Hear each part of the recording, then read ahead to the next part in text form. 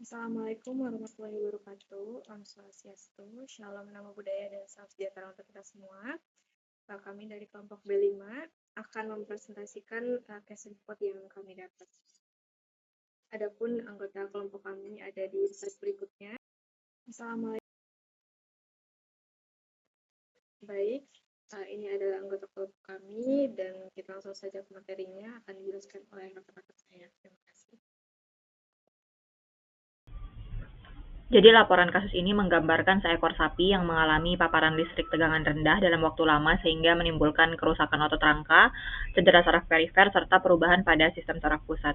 Kasus ini menarik untuk dikaji karena menunjukkan keterkaitan antara gangguan neuromuskular, manifestasi klinis, dan perubahan patologis yang terjadi akibat sengatan listrik, dan juga kajian kasus ini dapat meningkatkan pemahaman mengenai diagnosis, patogenesis, serta prognosis gangguan sistem neuromuskular pada hewan besar. Baik, selanjutnya adalah sinyalemen dan anamnesis. Untuk sinyalemennya, spesies sapi dengan breed Charolais, jenis kelamin betina, umur 1 tahun, dan bobot badan kurang lebih 250 kg. Selanjutnya, mengenai anamnesisnya, hewan ditemukan dengan keadaan tungkai belakang tersangkut pada pagar listrik bertegangan rendah setelah terjadi kepanikan pada kawanan sapi akibat masuknya pemburu ke area peternakan. Hewan diperkirakan terpapar arus listrik secara kontinu selama kurang lebih 2-3 jam. Nah, 24 jam setelah kejadian, hewan menunjukkan gejala apatis, depresi, anoreksia, dan enggan bergerak. Selanjutnya muncul gangguan koordinasi gerak atau ataksia dan kepincangan. 4 hari atau 96 setelah kejadian, hewan ditemukan dalam kondisi rebah lateral disertai gerakan mengayuh dan nistagmus. Diberikan terapi sportif berupa pemberian vitamin, kalsium, dan bantuan untuk berdiri, namun tidak memberikan perbaikan klinis. Nah, setelah 48 jam berikutnya, kondisi tetap tidak membaik sehingga hewan dieuthanasia karena prognosis yang tidak menguntungkan. Pada pemeriksaan fisik, sapi menunjukkan kondisi umum yang buruk ditandai dengan apatis, depresi, dan anoreksia. Gangguan sistem lokomotor terlihat berupa ataksia dan kepincangan pada tungkai belakang. Kondisi terus memburuk hingga hewan tidak mampu berdiri dan ditemukan dalam posisi rebah lateral. Pemeriksaan neurologis menunjukkan adanya nistagmus dan pedaling movement yang mengindikasikan keterlibatan sistem syaraf pusat. Terapi suportif yang diberikan tidak memberikan perbaikan klinis, sehingga prognosisnya dinilai buruk. Selanjutnya yaitu gejala klinis.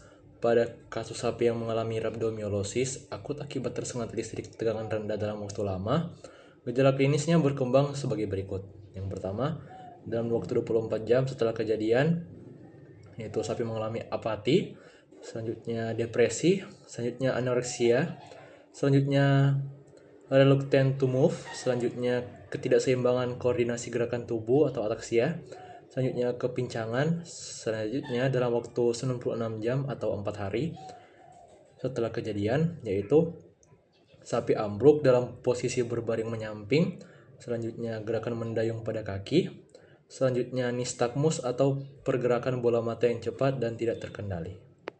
Baik, selanjutnya itu patogenesis. Yang pertama yaitu terjadi paparan arus listrik yang berkepanjangan, di mana sapi terjerat pagar listrik selama kurang lebih 2-3 jam, sehingga arus listrik terus mengalir melalui jaringan tubuh dan menimbulkan cedera pada berbagai organ.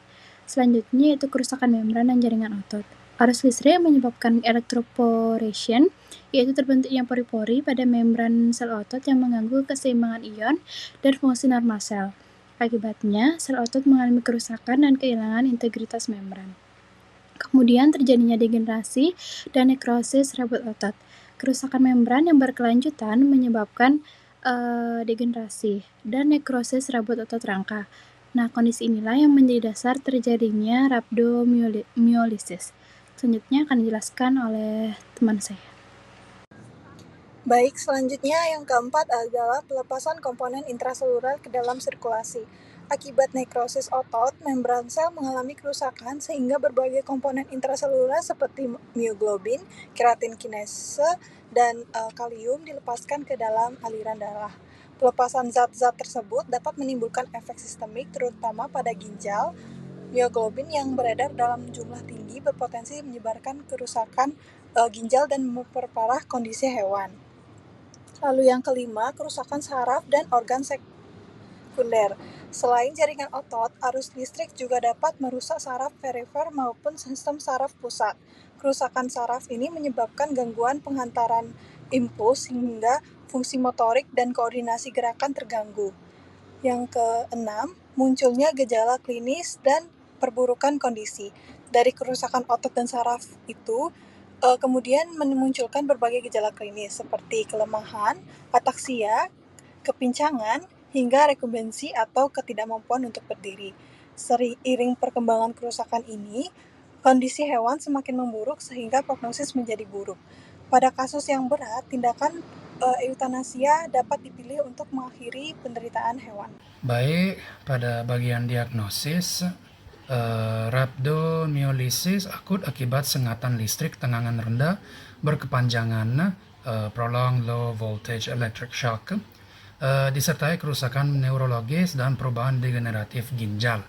Diagnosis banding yang lupa dipertimbangkan adalah Downer-Kous syndrome sekunder akibat kerusakan otot dan saraf serta rekumbensi yang berkepanjangan. Next slide. Baik, ini sekarang ke temuan penunjang. Next slide. Baik, untuk nekropsi, kondisi tubuh kurus atau emaciated, atrofi serosa lemak epikardium dengan tampilan gelatinosa keabu-abuan, otot rangka ekstremitas pelvis menunjukkan area pucat luas yang berselang-seling dengan jaringan otot normal. Daerah nervus inciadicus mengandung material gelatinosa transparent. Dan terakhir, tidak ditemukan lesi makroskopis signifikan pada organ lain. Next slide. Selanjutnya yaitu histopatologi.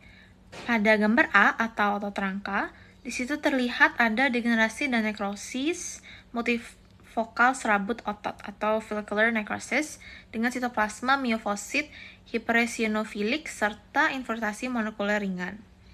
Dan pada gambar B itu otot rangka, terlihat mineralisasi atau kalsifikasi multifokal pada serabut otot, terkonfirmasi dengan pewarnaan von Kosa. Selanjutnya yaitu pada gambar C, yaitu ginjal, materi hialin dalam lumen tubulus atau proteinuria disertai perubahan degeneratif pada sel tubulus. Selanjutnya pada gambar D, ini ada talamus, neuron dengan sitoplasma hipereosinofilik dan inti piknotik atau nekrosis neuron disertai dengan satelitosis atau neuronofagia. Berikutnya adalah penanganan. Pada kasus ini, sapi pertama kali dijauhkan dari sumber tegangan listrik yang menyebabkan sapi ini tersetrum. Kemudian setelah sapi dijauhkan dari sumber tegangan listrik, sapi ini diberikan terapi cairan yang tujuannya untuk menjaga elektrolit dalam tubuh dan juga menjaga fungsi ginjal. Selain diberikan terapi cairan, sapi ini juga diberikan terapi suportif berupa vitamin dan juga kalsium. Akan tetapi, setelah diberikan penanganan tersebut, sapi tidak menunjukkan tanda-tanda untuk membaik. Oleh karena itu, dari peternak dan juga dokter hewan memutuskan untuk mengeutanasi sapi ini dan kemudian melakukan nekropsi. Oleh karena itu, prognosis yang dapat ditegakkan adalah infausta. Baik, yang terakhir merupakan kesimpulan. Paparan arus listrik tegangan rendah dalam waktu yang lama dapat menyebabkan rhabdomyolysis akut pada sapi yang ditandai dengan kerusakan otot rangka, gangguan neurologis, dan lesi ginjal. Pada kasus yang dilaporkan, sapi menunjukkan gejala progresif berupa depresi, anoreksia, ataksia, dekubitus, nistagmus, dan ketidakmampuan berdiri. Pemeriksaan nekroskopi dan histopatologi mengungkapkan adanya nekrosi otot, degenerasi saraf, serta perubahan pada ginjal yang mendukung diagnosis rhabdomyolysis akibat sengatan listrik. Meskipun telah diberikan terapi suportif, tidak terjadi perbaikan klinis, sehingga eutanasia menjadi pilihan yang dilakukan. Dengan adanya kerusakan neurologis dan kemungkinan gangguan ginjal, kasus rhabdomyolysis akibat sengatan listrik berkepanjangan memiliki prognosis yang hati-hati hingga buruk. Diagnosis sangat bergantung pada riwayat kejadian, tanda klinis, serta temuan patologis makroskopis, dan mikroskopis. Sekian dari saya, terima kasih. Baik, sekian penyampaian dari kelompok kami. Saya tutup. Assalamualaikum warahmatullahi wabarakatuh.